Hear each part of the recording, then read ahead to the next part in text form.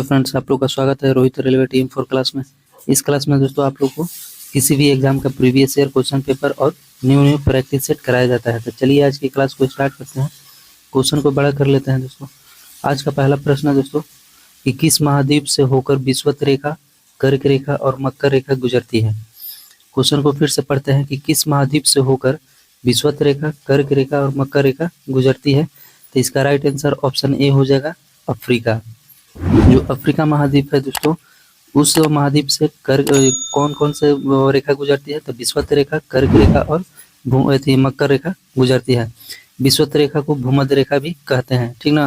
ये तीनों रेखा से कौन से महाद्वीप गुजरते हैं, तो अफ्रीका महाद्वीप, और किसी महाद्वीप से नहीं गुजरता है दोस्तों, ठीक है, आप लोग को याद रहेगा।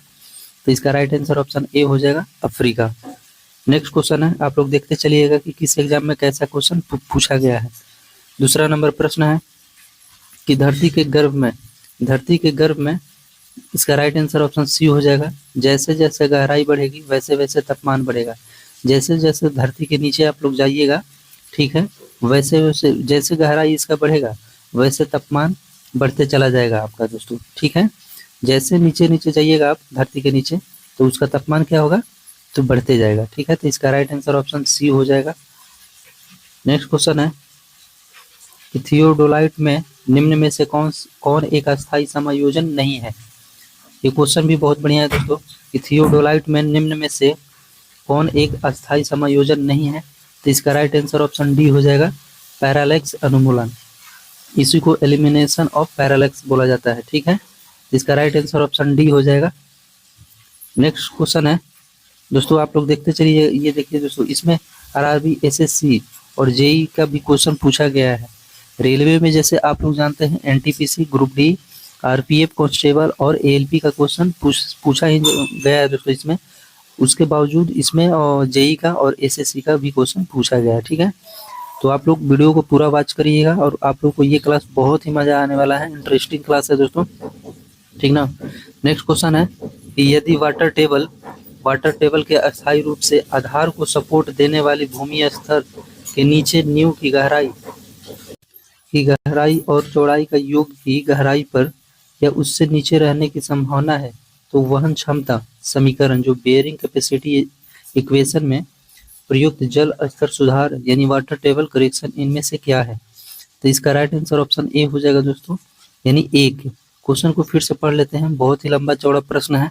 ऐसा क्वेश्चन देख सकते हैं कि आप लोग को एग्जाम में दिया गया है कि यदि वाटर टेबल के अस्थायी रूप से आधार को सपोर्ट देने वाली भूमि स्तर के नीचे नींव की गहराई और चौड़ाई का योग की गहराई पर या उससे नीचे रहने की संभावना है, तो वो वहन क्षमता समीकरण यानी बेयरिंग कैपेसिटी इक्वेशन में प्रयुक्त जल स्तर सुधार यानी वाटर टेबल करेक्शन इनमें से क्या है। तो इसका राइट आंसर 1 हो जाएगा, वाटर टेबल करेक्शन दोस्तों क्या हो जाएगा, 1 हो जाएगा दोस्तों, ठीक है। अगला नंबर प्रश्न है कि हिमालय पर्वत श्रृंखला एक प्रकार का है। ये हिमालय पर्वत कैसा अति पर्वत है दोस्तों, तो ये आपका वलित पर्वत है। हिमालय पर्वत कैसा पर्वत है, तो वलित पर्वत है, ठीक है। इसके अलावे भी वलित पर्वत के बहुत सारे उदाहरण है दोस्तों, जैसे हिमालय हो गया। कोई पूछेगा कि हिमालय कहाँ पर स्थित है दोस्तों, तो ये आपका एशिया में, हिमालय एशिया में है, जो कि वलित पर्वत का उदाहरण है दोस्तों। एक है आल्पस पर्वत। आल्पस जो होते हैं, आल्पस पर्वत आप लोग जानते हैं, ये कहाँ है दोस्तों, ये यूरोप में। आल्पस पर्वत कहाँ है, तो यूरोप में, जर्मनी में, फ्रांस और इटली और स्विट्जरलैंड में स्थित है दोस्तों आल्पस पर्वत कहाँ है, तो ये यूरोप में है। एंडीज एक पर्वत हो गया, एंडीज हो गया, तो ये आपका दक्षिण अमेरिका में है। दक्षिण अमेरिका में एंडीज पर्वत है। रॉकीज पर्वत हो गया, रॉकीज इसको बोला जाता है, रॉकीज पर्वत, ये कहाँ है, तो उत्तरी अमेरिका, जो कि अमेरिका और कनाडा के बीच, कनाडा में स्थित है। तो ये सभी जो जितने भी पर्वत है दोस्तों बता रहे हैं, हिमालय पर्वत के बावजूद भी और भी पर्वत जो कि वलित पर्वत का उदाहरण है। तो आल्पस पर्वत, एंडीज पर्वत, रॉकीज पर्वत, एक है यूराल पर्वत। एक क्या है, यूराल पर्वत, जो कि एशिया और यूरोप को अलग करता है। यूराल पर्वत जो कि एशिया और यूरोप को अलग करने वाला पर्वत है दोस्तों, ये भी वलित पर्वत का उदाहरण है। एक अरावली पर्वत जो कि भारत का सबसे पुराना पर्वत श्रृंखला में से एक है। अरावली पर्वत भी आपका एक वलित पर्वत का उदाहरण है, जो कि भारत का सबसे पुराना पर्वत है दोस्तों।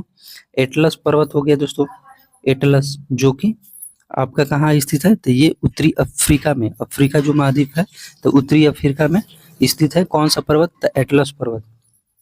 एक हो गया दोस्तों हिंदू कुश पर्वत, हिंदू कुश पर्वत जो कि ये भी वलित पर्वत का उदाहरण है। ये पाकिस्तान और अफगानिस्तान में स्थित है, ये पाकिस्तान और अफगानिस्तान में स्थित है हिंदू कुश पर्वत, याद रहेगा। एक है काकेशस पर्वत, जो काकेशस काकेशस जो पर्वत है जो कि रूस और जॉर्जिया में स्थित है, रूस और जॉर्जिया में स्थित है। ये भी पर्वत जो कि वलित पर्वत का उदाहरण है।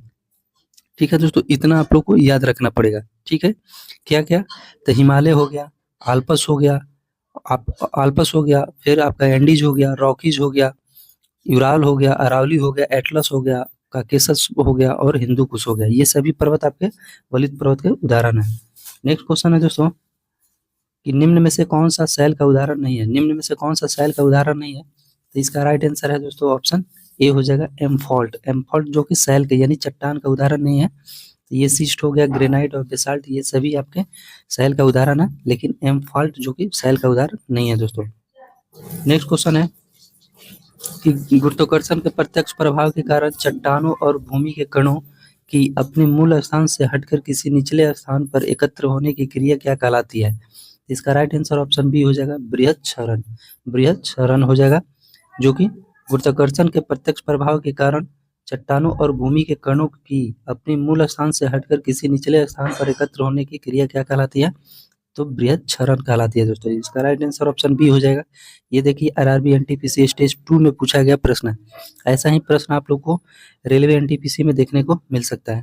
दोस्तों चैनल पर नए होंगे तो चैनल को सब्सक्राइब कर दीजिएगा और दोस्तों में शेयर कर दीजिएगा, और वीडियो अच्छा लगेगा तो लाइक भी कर दीजिएगा दोस्तों। नेक्स्ट क्वेश्चन है कि उस विशाल एकल भूखंड का नाम बताइए जिसके विभाजन से विश्व के वर्तमान महाद्वीपों का निर्माण हुआ है। बहुत ही बढ़िया प्रश्न है दोस्तों कि उस विशाल एकल भूखंड का नाम बताइए जिसके विभाजन से विश्व के वर्तमान महाद्वीपों का निर्माण हुआ है।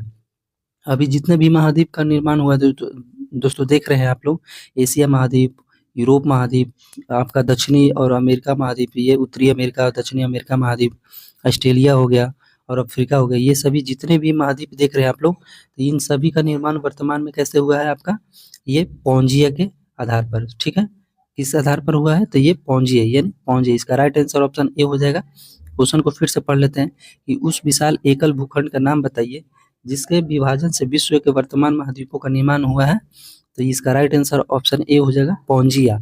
इसका राइट आंसर पौंजिया हो जाएगा।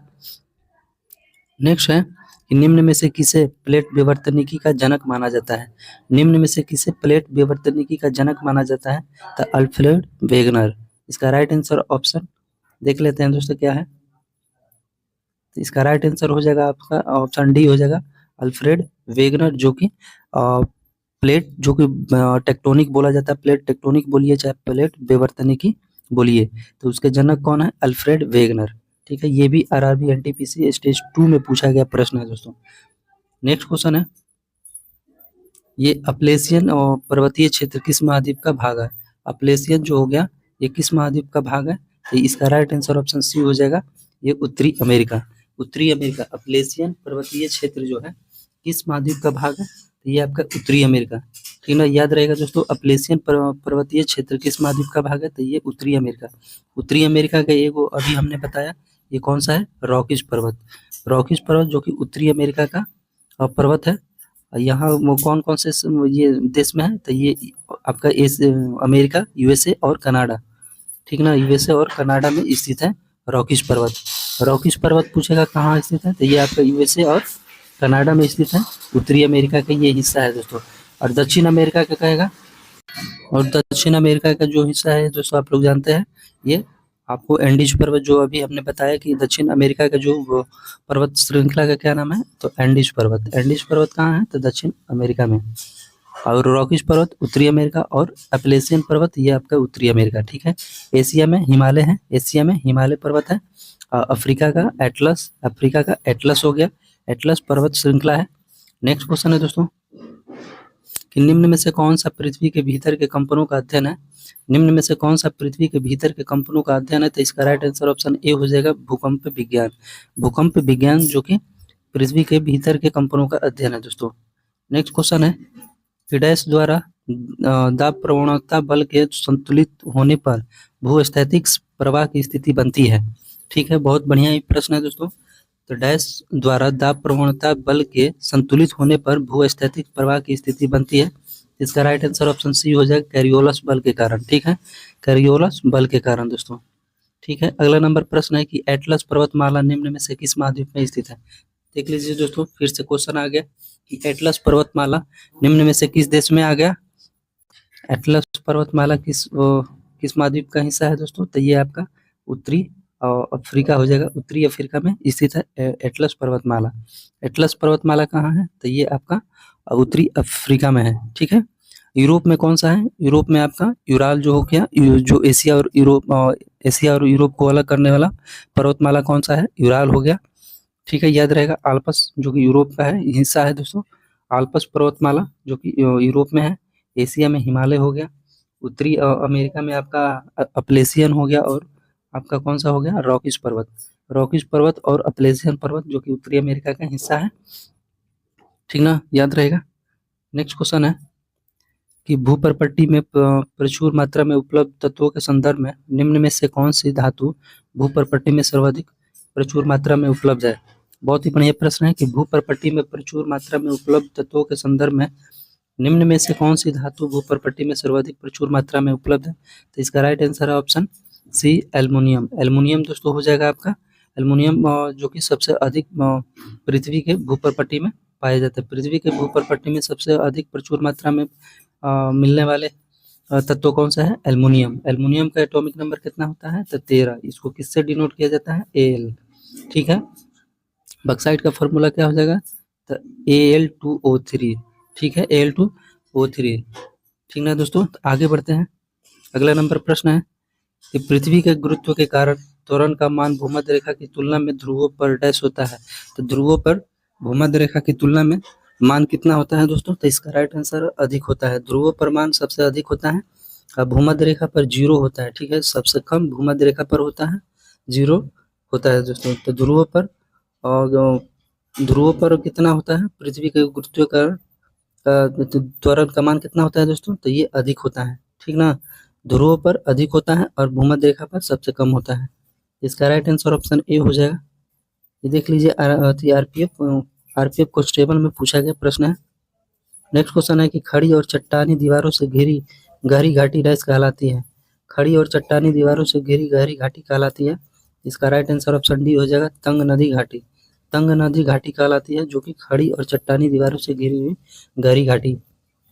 ठीक है दोस्तों, अगला नंबर प्रश्न है कि भूतल के नीचे का जल स्तर डैश कहलाता है।